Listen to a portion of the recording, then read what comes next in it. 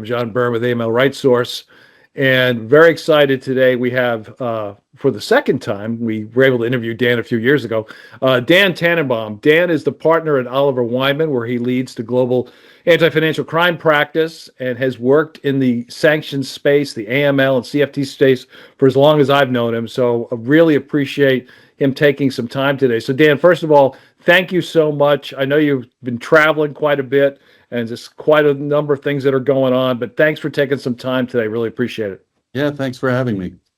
So let me start this way. I can't think of anybody else I'd rather talk to about the state of sanctions, both domestically and globally, than you. So let me start off with a broad question. For people that are relatively new to the sanctions space, give us a minute or two on the differences between how the U.S. Handles sanctions and sanctions enforcement versus the EU. How are they different? How are they similar? Well, I mean, John, EU sanctions weren't really a thing in terms of something that firms cared about until Russia invaded Ukraine again in 2022, and Europe became the tip of the spear with their sanctions, with the crisis being in Europe's backyard. I mean, obviously, Europe is a consensus-based universe when it comes to sanctions. All 27 member states have to agree to impose sanctions. And there's obviously a few outliers, like Hungary, who notably visited the White House last week looking for oil sanction exemptions. But the U.S. can impose unilaterally. I mean, Europe can as well, but obviously it needs to be done in a consensus-based manner. The biggest difference is Europe is a relatively young sanctions regime. There's been European sanctions for years, but not in any sort of real meaningful form. So now, almost the 4 years since Ukraine was invaded again, they've taken on a much more meaningful role. Enforcement, though, is slow. There is no pan-European OFAC, AMLA, the money laundering authority based in Frankfurt, where I was last Monday, doesn't have any oversight over sanctions. So sanctions are really left to each member state to enforce how they see fit. And there isn't really a toolkit or FAQs that DG FISMA has put out to help countries build their sanctions enforcement regime. And I'm a huge enforcement fan only because sanctions can't be effective without it. The U.S. has a long history of sanctions enforcement, albeit perhaps a little less so in the Trump administration this time around. So, and the U.S., as you said, is different. The other add-on, I've been in this space a long time, and so have you. In the early days of what is now AML, or financial crime prevention, sanctions, while they always existed, were never seen as a part and parcel of what the AML professional needed to know about, because it was done in a different part of the financial institution or what have you. But that's all changed now. So it's definitely, you meet a lot of our colleagues in financial institutions that are both AML and sanctions officers. So, and that's been, certainly since 9/11 and maybe a little bit before then. Talk a bit about where we are today in the U.S. regarding sanctions. You just mentioned it. They do have FAQs. There's compliance procedures and that sort of thing. So enforcement is definitely robust in the U.S. What else are the differing aspects of it versus the EU? Yeah, and I mean, I've been doing this for over 20 years. I still hear sometimes that sanctions is just names on a list, which is met with the type of reaction that you might expect from me, given it's gotten a bit more complicated. I mean, the U.S. has an OFAC, an agency that's purpose-built to administer and enforce economic and trade sanctions. Sanctions is now much more an integral part of the economic statecraft playbook of the country in the U.S., and its nexus to broader trade-related issues is far more interlinked. So if you look at post-Liberation Day responses, the sanctions and trade control tools that came about as part of that, particularly as it was used as a cudgel against China, for instance, and the critical minerals that they were trying to withhold from the U.S., like sanctions are a lot more ripped from the headlines in the way they're being deployed, versus before 20 years ago, where it became a bigger issue when sanctions enforcement came about, when that Dutch bank was fined $80 million in December of 2005, and we were all like thrilled that we fined someone. Like that was really when I think the world became a lot more aware of the potency of OFAC and U.S. sanctions. Let's talk about some of the specific sanctions. Let's start. You mentioned the EU becoming more involved with the Russian invasion of Ukraine.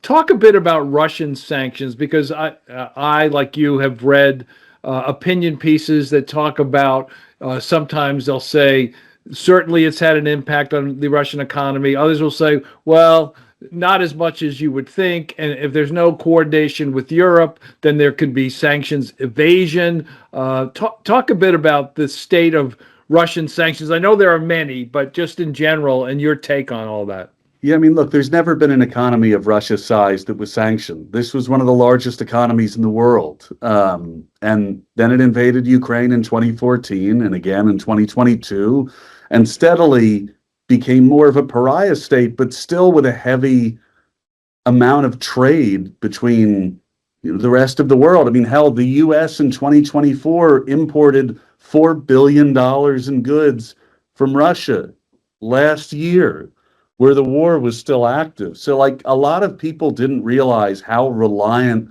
the world was on Russia for things like nuclear fuel, like uranium, like energy. And that's been the biggest impediment to these sanctions being fully effective in cutting off Russia's ability to finance the war in Ukraine. Now, President Trump, literally for the first time since he took office just 2 weeks ago, imposed sanctions on Lukoil and Rosneft, creating essentially a line for foreign countries to choose between doing business in the U.S. or doing business with Russia. Now, that being said, India and China still purchase a lot of Russian oil. They have been helping to finance the Russian economy pretty heavily.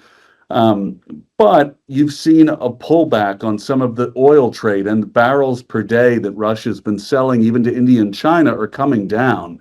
So, I mean, sanctions are like a pressure release valve. Like, you can keep tightening kind of the vice grip to really apply more pressure as you find these pain points. I think the Biden administration was very reluctant to go hard on energy for fear of unintended consequences, and perhaps a little too fearful of unintended consequences. As we've seen from the Trump administration, they're not exactly focused on unintended consequences. They did destabilize the aluminum sector in 2018 when they sanctioned one Russian oligarch. So, long-winded way of saying, I think the sanctions on Russia are making a difference, but we still have room to go.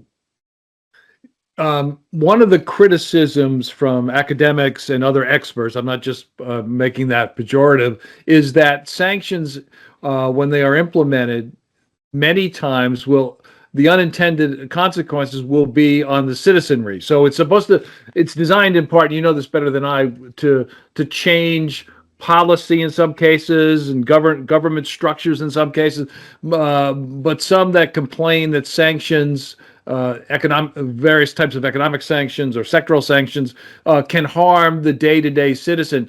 How do you measure that as an expert in that space? When you look at a sanction of North Korea, Cuba, Syria before it was lifted, Russia, whether or not the sanctions goals are being met, or are they having those unintended consequences, or does it take a long time for that to shake out to figure that out anyway?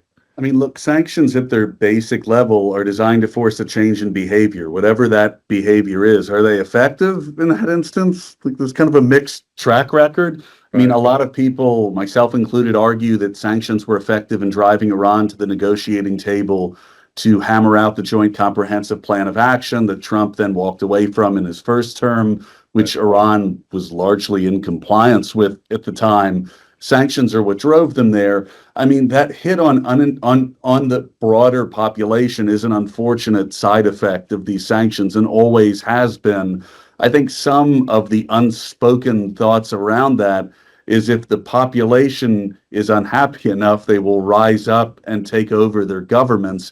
As we know, that has happened a grand total of zero. In terms of anyone seeing sanctions create that motivation for a country to turn on its government. I think it'll be interesting to see what happens with Venezuela, for instance, with the combination of sanctions and the fact that they keep killing narco traffickers just offshore of Venezuela.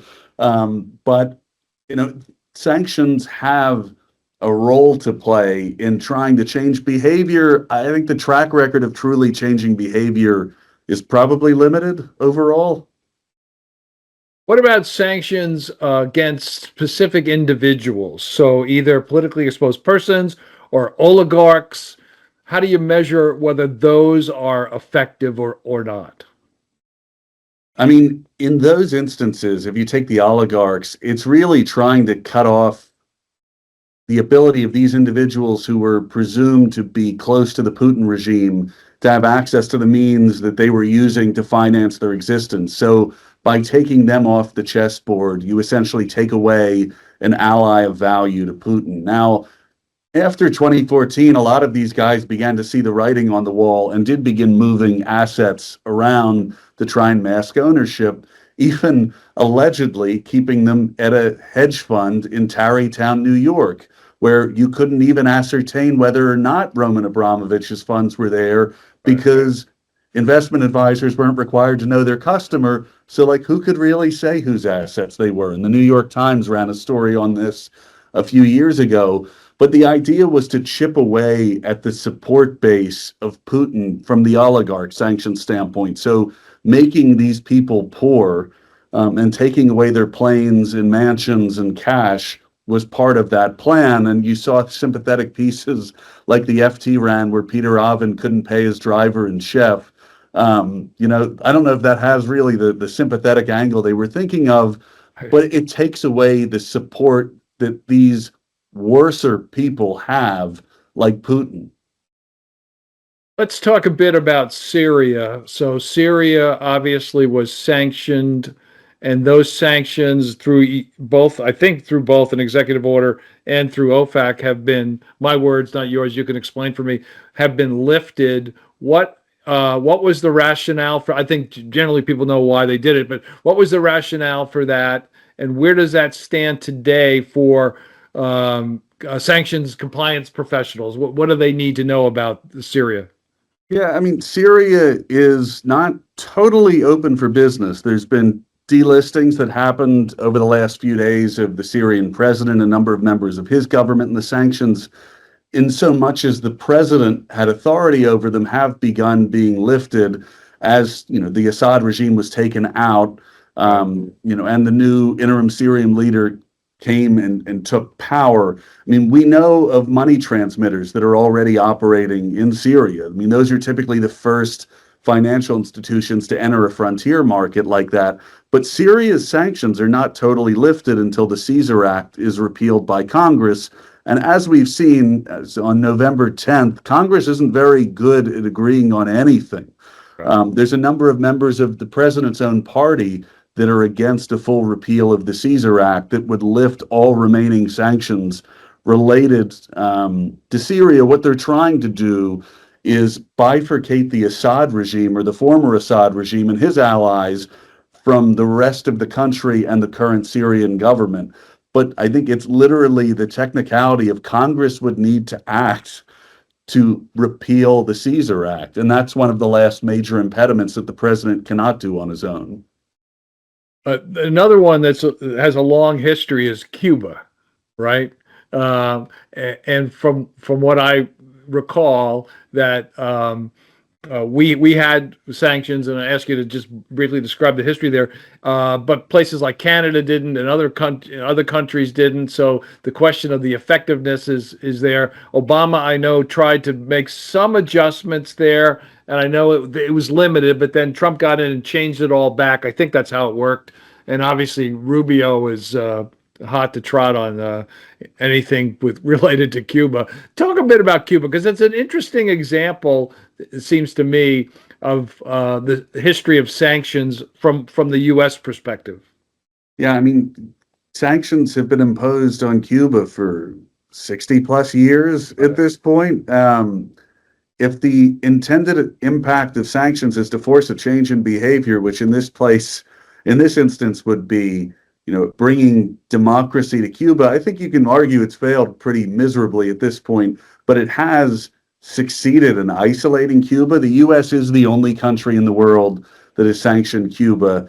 Countries like Canada and the EU both have anti-boycott restrictions in place, criminalizing their companies from complying with U.S. sanctions on Cuba, although you really have to pick where you'll be hurt the most if you're focused on a policy level issue. But it's hard to say that the Cuban sanctions have been effective. It's a grudge that doesn't seem like it's going away. I know, at least when I was at Treasury 20 years ago, there was a vocal group of Cuban exiles in Miami who lost a lot of property to the Castro regime, and they wanted joy. They wanted their assets back. And until such a day happened, they really weren't going to allow, at least when the Republicans were in power, those sanctions to be lifted to allow any benefit to be gained by the ruling party. The other thing I wanted to talk about is, as AML sanctions professionals out there, what do they need to know in 2025 regarding having policies and procedures and operations in to deal with sanctions evasion? So talk a bit about sanctions evasion, the various ways that that can happen. And I should say up front, and you know this much better than most, OFAC and sanctions issues apply to everybody, not just financial institutions, but obviously it's something that we pay a lot of attention to for a variety of reasons. But talk about the sanctions evasion environment. I think for as long as sanctions have existed, there's been people that have set out to evade them through third parties, third country actors. I mean, Iran was literally giving lessons to Russia a few years ago on how to get around sanctions when Russia came under more significant sanctions in the wake of the second invasion of Ukraine. I mean, evasion can occur in everything from ship-to-ship oil transfers to mask the origin of crude oil, to leveraging and transshipping goods through third countries. I mean, I had an automotive client that will remain nameless that saw a massive spike in sales to a country bordering Russia. And that was actually said to me with a straight face of like, we don't understand why there's like a 200%. It's like, are you kidding me with this? Like, they're going to Russia. Like, the cars are being transshipped over the border to Russia. And by the way, they could see that because they were all connected cars. So they could literally see where the assets were located. That was just like a bridge too far. I mean, evasion can happen through a whole host of different measures. I think whether it's financial or through physical asset movement, like I described, but it's just nothing new. I think the methods are becoming more complicated. I think the crisis in Ukraine and the sanctions on Russia, with an economy that was used to getting luxury goods from around the world, really has gone to great lengths to try and get things sent from any number of different places, whether it was the UAE or Kazakhstan, trying to get the goods that they normally had. There were businesses stood up to import things that the sanctions would otherwise ban. As a sanctions professional today, you need to know not just about, as we've talked about, OFAC, if it's what the EU is doing, what Canada does, all these different jurisdictions, especially if you're in a multinational organization of some kind, whether it's an advisory firm or a financial institution, that sort of thing. What other recommendations would you have for somebody that generally understands the sanction world but needs to stay as current as possible? Obviously, they're going to pay attention to what Treasury through OFAC issues, which is basically something every day. We are aware of that. But what are other good places? What's good source material to stay on top of sanctions related issues? In the U.S., it's the State Department, Department of Commerce, all that sort of thing. But if you're talking to a college graduate who says, "Hey Dan, I'm going to join this institution and they're going to have me pay attention to sanctions. Besides training, what else should I be doing on a regular basis?" I mean, this is going to sound flip, but honestly, Twitter, and I won't call it X, but like Twitter has been an invaluable resource, setting a series of alerts to look for reports in Latvia and Lithuania and other Eastern European countries, let's say on Russia, where there's been law enforcement or other governmental notices of potential violations. The Latvian government has done a lot to try and stop transshipment in their borders of physical goods to Russia, but this is not something that the New York Times or Wall Street Journal are going to pick up. So trying to identify broader sources, not to necessarily take them all as gospel, but just what are the countries, taking Russia as an example, what are neighboring countries, trade partners of Russia, where there could be risk to my organization as a result of the activity that they have with Russia. And I don't want those type of activities commingled in my business. I don't want to inadvertently finance a letter of credit that's really related to goods that are ultimately bound for Russia. And so trying to understand through local news reports and honestly using Twitter and the way I set up queries to try and look for reports of things that may not be in bigger media outlets. Yeah, and as you mentioned, obviously you need to be cautious about disinformation. I also subscribe to something called NewsGuard, Stephen Brill's publication, where each day they talk about some things out there that are totally manufactured or other modes of disinformation. But that's right. And then I think because you're semi-active on LinkedIn, LinkedIn also has become a place for more information now than it was like 5 years ago. So I think that's another place where you could go for information. It is. I follow a number of FIUs around the world on LinkedIn, so seeing their notices published there is super helpful because, again, like these are not the things that are going to hit press. So trying to see it directly from them is I think, super beneficial. Well, Dan, thanks for this. I'm going to get you out of here on this. And for those that aren't always already aware of, Dan's very prolific. He's on Bloomberg, he's on CNBC, variety of programming on a regular basis, and we really appreciate him taking some time to talk to us. But just last question would be, where do you see all this, given, let's face it, the chaos of this particular administration, as you just mentioned, the what in the European Union, they have different challenges because of all the jurisdictions that have to agree, and as you worry about sanctions evasion and other things to try to avoid some of these requirements, where do you see this going in the next couple of years? Sanctions as a tool, but more importantly, sanctions as a valuable tool, not just sanctions the whim of a particular person that's in office. Oh, I'm going to go after the Mexican cartels, but I'm not going to worry about other jurisdictions because we're doing business with them, sort of thing. Just in general, being the expert that you are, A, where do you see us going, and B, are you optimistic? Known me 20 years. Optimism is not a strength of mine. I mean, I was in Brussels 3 weeks ago with the EU sanctions envoy, and I think one of the challenges, sanctions are effective when they're done in a multilateral coalition. You also have to have something that someone else wants for sanctions to be effective. So if the US all of a sudden becomes a less desirable market for countries to invest in, to put capital in, well, then China and the sanctions you attempt to put on China to force a wedge between them and other countries becomes less potent because you may have companies in unaligned countries saying, I don't really need to be in the US. Maybe we'll take that investment from China. I mean, the sanctions were the most effective when we think about the big bank stripping cases from 2005 to 2019, where the dollar was extremely strong, where investment in the US economy was significant.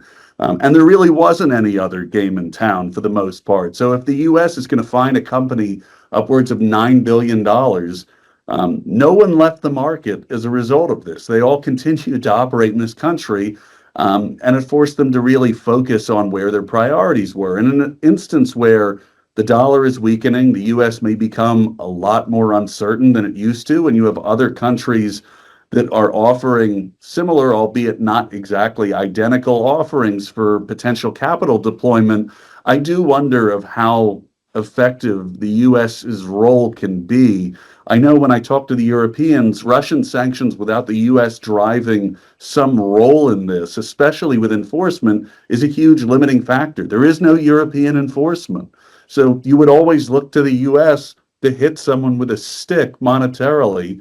and make a point, but that's not happening. So I'm not very confident with this administration that sanctions are going to play as meaningful a role. He has discovered tariffs again, the president, which will almost certainly be struck down under IEPA grounds in the Supreme Court because IEPA was designed to limit the president's authority. So I don't think sanctions are being used quite like they were in the first term, although we talked about it before we started recording. I mean, Trump sanctioned the Colombian president for inexplicable reasons along with his family. So maybe he is going back to the playbook from the first term when he sanctioned 2 people in the Erdogan government for some pastor being held under house arrest. But they can be effective when used in concert with allies. You Right. have to have allies to see that effectively occurring. And the allies have to trust you. That's Exactly. the other part of this. Dan Tannebaum, thank you so much for your time today. Really appreciate it. Stay safe. We'll talk to you soon. Thank you.